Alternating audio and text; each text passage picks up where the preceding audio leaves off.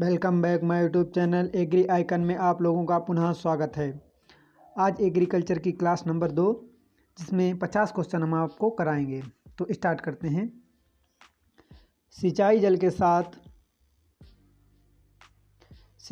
के साथ उर्वरक देने की विधि कहलाती है। तो सिंचाई जल के साथ उर्वरक देने की विधि फर्टिगेशन कहलाती है। क्या कहलाती है? फर्टिगेशन। नेक्स्ट क्वेश्चन, फसलों में लोहे तत्व की कमी प्रायः दिखाई देती है। यानी फसल में लोहा जो होता है, आयरन तत्व की कमी मुख्यतः पौधे के किस भाग पर दिखाई देती है? तो नई व ऊपरी पत्तियों पर पौधे पर लोहे की कमी दिखाई देती है। नेक्स्ट क्वेश्चन, दक्षिणी पूर्वी राजस्थान में खरीफ में सर्वाधिक क्षेत्र में उगाई जाने वाली फसल है। तो हो जाएगी सोयाबीन। क्या हो जाएगी? सोयाबीन। नेक्स्ट क्वेश्चन, गाजर घास, इसका वैज्ञानिक नाम पार्थेनियम हिस्टोरोफेरस है। खरपतवार के जैविक नियंत्रण हेतु कौन सा कीट प्रयोग में लाया जाता है? तो हो जाएगा जाइगोग्रामा बाइक्लोराटा। क्या हो जाएगा? जाइगोग्रामा बाइक्लोराटा। नेक्स्ट क्वेश्चन, यदि 2 सिंचाई जल उपलब्ध हो गेहूं की फसल में तो किन अवस्थाओं पर सिंचाई करनी चाहिए? अगर गेहूं में 2 सिंचाइयाँ उपलब्ध हों तो किस अवस्था पर गेहूं में सिंचाई करनी चाहिए? क्वेश्चन है। तो हो जाएगा शीर्ष जड़ जमने व दाने की दूधिया अवस्था पर। नेक्स्ट क्वेश्चन की तरफ बढ़ते हैं। अगला क्वेश्चन है, खाद्य उर्वरकों भू परिष्करण क्रियाओं तथा सिंचाई के प्रयोग से उत्पन्न होने वाली भू उर्वरता कहलाती है। तो क्या कहलाती है? तो वो कहलाएगी उपार्जित उर्वरता। नेक्स्ट क्वेश्चन, ओरोबैंकी खरपतवार किन फसलों से संबंधित है? तो ओरोबैंकी खरपतवार सरसों और तंबाकू से संबंधित है। इंपॉर्टेंट क्वेश्चन है। अगला क्वेश्चन, मध्यम अवधि मौसम पूर्वानुमान कितने दिनों पहले लगाया जा सकता है? तो वो 3 से 10 दिन। क्या हो जाएगा? 3 से 10 दिन। नेक्स्ट है, धान में खैरा रोग होता है। तो धान में खैरा रोग जिंक की कमी से होता है। अगला है, एक क्वेश्चन इंपॉर्टेंट है, बार बार परीक्षाओं में पूछा गया है। नेक्स्ट क्वेश्चन, सोयाबीन की जल्दी पकने वाली किस्म है। तो सोयाबीन की जल्दी पकने वाली किस्म JS 9305 है। नेक्स्ट क्वेश्चन है, निम्न में से कौन सा 2:1 प्रकार का क्ले मिनरल नहीं है?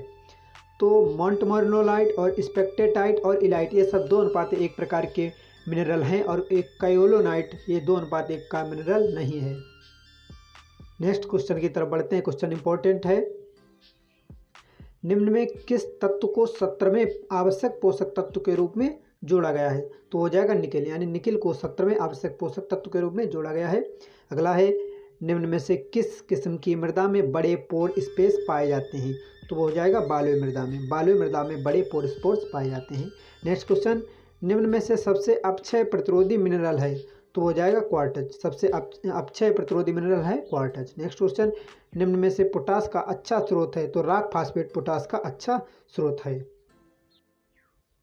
नेक्स्ट क्वेश्चन इंपॉर्टेंट क्वेश्चन है, निम्न में कौन सा मृदागण भारत में सर्वाधिक क्षेत्र में पाया जाता है? तो हो जाएगा इंसेप्टी सॉइल्स। क्या हो जाएगा? Inceptisols. Next question, question number 67, करन 3 किस फसल की किस्म है? तो करन 3 जौ की किस्म है। अगला है, निम्न में कौन सी किस्म ग्वार फसल की है? तो RGC 936 जो ग्वार की किस्म है। नेक्स्ट क्वेश्चन की तरफ बढ़ते हैं। निम्न में से किस फसल के चारे की प्रारंभिक वृद्धि अवस्था में की मात्रा अधिकतम होती है?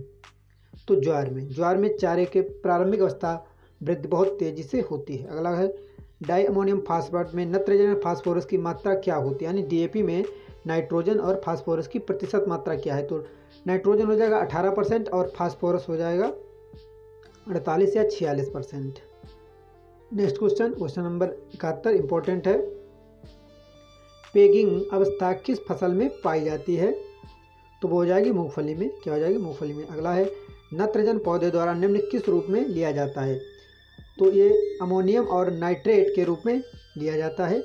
अगला है, निम्न में कौन सा उर्वरक अमाइड एवं कार्बनिक उर्वरकों के रूप में जाना जाता है? तो हो जाएगा यूरिया। बढ़िया क्वेश्चन है, इंपॉर्टेंट है। अगला है, मौसम परिवर्तनों का अध्ययन कहलाता है? तो मौसम परिवर्तनों का अध्ययन मौसम विज्ञान कहलाता है। क्वेश्चन नंबर 75, फली वाले पौधे में वातावरणीय नाइट्रोजन स्थिरीकरण किस बैक्टीरिया द्वारा किया जाता है? तो हो जाएगा राइजोबियम बैक्टीरिया द्वारा। किसके द्वारा? राइजोबियम बैक्टीरिया द्वारा। अगला है, ओरोबैंकी निम्न में से किस फसल से संबंधित है? ये क्वेश्चन अभी पहले पढ़ाया था, इसमें सरसों और तंबाकू थी। यहाँ सरसों, ऑप्शन 2 सही हो जाएगा। अगला है, हाइग्रोमीटर निम्न में से किसे नापने के लिए प्रयोग किया जाता है? तो हो जाएगा नमी। हाइग्रोमीटर से नमी मापी जाती है। नेक्स्ट क्वेश्चन की तरफ बढ़ते हैं। नेक्स्ट क्वेश्चन है, निम्न में कौन सा तापमान गेहूं की बुआई एवं जमाव के लिए उचित है। यानी गेहूं के बुआई और जमाव के लिए उचित टेम्परेचर कितना होता है, तो होता है 25 से 20 सेल्सियस। अगला है, मृदा में फील्ड कैपेसिटी पर नमी नापी जाती है। यानी फील्ड कैपेसिटी पर मृदा में नमी सिंचाई के कितने घंटे बाद नापी जाती है, तो हो जाएगा 48 से 72 घंटे बाद। नेक्स्ट क्वेश्चन, निम्न में से कौन सी फसल हरी खाद के रूप में प्रयोग की जाती है, तो इसका ऑप्शन 3 से हो जाएगा ढैंचा। निम्न में ढैंचा ही हरी खाद के रूप में प्रयोग की जाती है। नेक्स्ट क्वेश्चन, निम्न में से गन्ना किस परिवार से संबंधित है, तो गन्ना ग्रेमनी यानी घासकुल या इसका नया नाम पोएसी है। अगला है, एरोइंग निम्न में किससे संबंधित, इंपॉर्टेंट क्वेश्चन है। एरोइंग निम्न में किससे संबंधित है, तो गन्ने में फूल आने की क्रिया को एरोइंग कहा जाता है। नंबर 83, खेत में उपयोग क्षमता की गणना किस सूत्र से की जाती है, तो हो जाएगा आर्थिक उपज बटा जल उपयोग। नेक्स्ट क्वेश्चन, CRI तकनीक कौन सी फसल में इस्तेमाल की जाती है, तो वो धान में की जाती है। CRI धान में। नेक्स्ट क्वेश्चन, धान गेहूँ मूंग फसल चक्र की चक्रीय तीव्रता क्या है, तो हो जाएगी 300।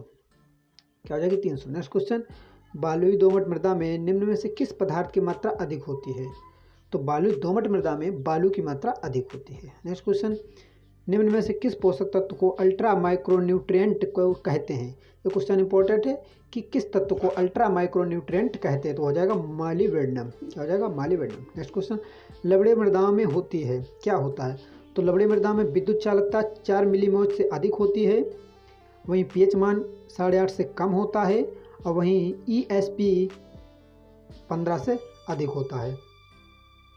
नेक्स्ट क्वेश्चन, राजस्थान के शुष्क क्षेत्र में किस प्रकार का मृदा अपरदन मुख्य समस्या है, तो वायु।